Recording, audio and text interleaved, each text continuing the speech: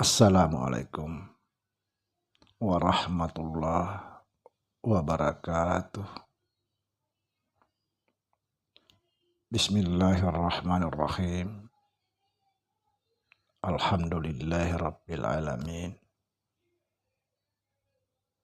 Asyhadu an la ilaha illallah wa asyhadu anna Muhammadar Rasulullah. Allahumma la ilaha illa antal awalu wal akhiru wa antal batinu wassahiru. Saudara-saudara yang saya cintai dan yang saya sayangi, dimanapun berada, semoga senantiasa dalam bimbingan Allah Subhanahu wa Ta'ala, diberikan rahmat kesehatan jasmani dan rohani, rahmat ilmu, yaitu ilmu-ilmu yang bermanfaat dunia dan akhirat, serta rahmat rezeki dan rahmat dipanjangkan umur oleh Allah Subhanahu wa Ta'ala. Amin. Amin ya rabbal alamin. Saudara, jumpa lagi dengan saya Samsuddin Al-Hafiz di channel Ma'rifat Tasawuf.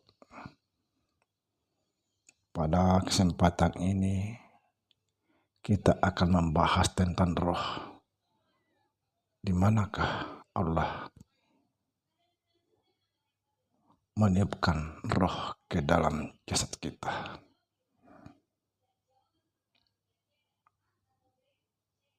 Ini sangat bertentangan apa yang sering kita dengar.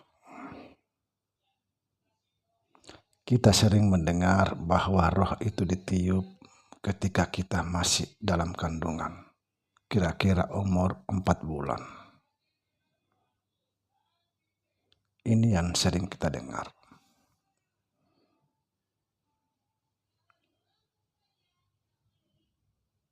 Saudara, mohon maaf yang sebesar-besarnya. Saya sekedar menyampaikan apa yang saya pahami, bahwa roh itu ditiup oleh Allah Subhanahu wa Ta'ala ke dalam jasad kita, bukan di dalam kandungan, tapi di luar kandungan, artinya setelah kita lahir. Itulah sebabnya ketika kita pertama keluar, itu kecil. Setelah di luar, langsung dia membengkak, membesar. Alhamdulillah. Artinya apa? Disitulah mulai roh masuk. Sebenarnya roh itu tidak ditiup. Memang dalam Al-Quran dikatakan, atau ada bahasa tiupan. Sekali lagi, roh itu masuk ke dalam jasad kita, bukan ditiup, tapi dia masuk dengan sendirinya, dengan izin Allah Subhanahu wa Ta'ala. Sekali lagi sampai jelas, roh itu tidak ditiup, tapi masuk ke dalam jasad kita ini dengan izin Allah Subhanahu wa Ta'ala. Sekali lagi, saudara, yang saya pahami dari guru saya, bahwa roh itu tidak ditiup di dalam kandungan, tapi di luar kandungan setelah kita lahir ke alam dunia. Saudara coba perhatikan, mungkin saudara tidak pernah memperhatikan orang baru keluar itu kecil, setelah di luar barulah dia besar. Subhanallah. Jadi saya pernah didebat orang, karena memang dia, ya saya juga memahami itu, bahwa banyak sekali kita mendengar bahwa roh itu ditiup ketika kita dalam kandungan, kira-kira umur 4 bulan. Saya juga sering mendengar. Saya pernah berdebat masalah ini. Karena saya katakan roh itu tidak ditiup dalam kandungan, tapi di luar kandungan. Dia tidak terima. Lalu dia mengatakan kalau roh itu ditiup di luar kandungan, atau kita setelah lahir, kenapa kita hidup di dalam kandungan? Ini sedang nggak memahami asal kejadian kita. Tidak memahami asal usul yang disebut mani. Jadi air mani itu, saudara, dia tuh berasal dari hayatullah. Sebagian guru mengatakan bahwa air mani itu adalah air hayat. Jadi air mani itu hidup. Sudah ada kehidupan di dalamnya. Ketika dia terpancar masuk ke dalam rahim, itu sudah hidup.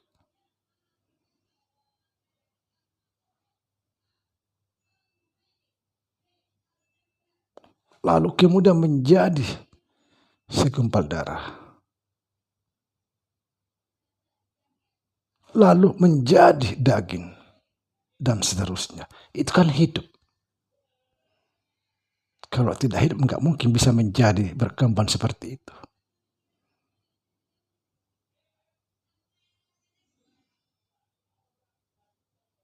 Subhanallah. Memang sangat bertentangan apa yang kita sering dengar. Tapi inilah yang saya pahami dari guru-guru saya.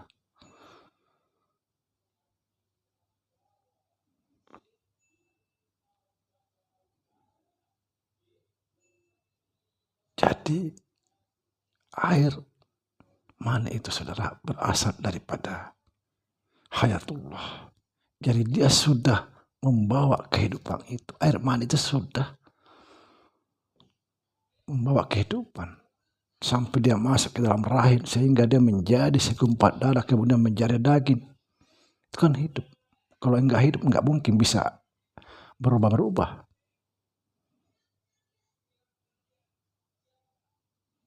Saudara, coba perhatikan. Ketika ada si orang melahirkan, perhatikan saja. Pasti dia keluar kecil. Setelah di luar, langsung tiba-tiba membesar. Itu artinya roh sudah masuk. Sekali lagi, roh itu tidak ditiup. Memang dalam Al-Quran dikatakan, kami tiup bukan roh. Tapi roh itu masuk dengan izin Allah Subhanahu wa ta'ala. Itulah yang dimaksud kami tiupkan roh kepada Adam.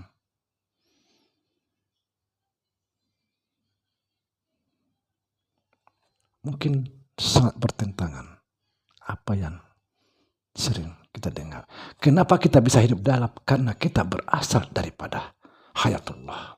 Air mani itu berasal dari para hayatullah. Kemudian masuk ke dalam rahim. Menjadi segumpal darah. Kemudian menjadi daging. Dan seterusnya. Sampai seperti kita ini sekarang. Setelah sempurna, dia lahir ke dunia, baru roh itu masuk.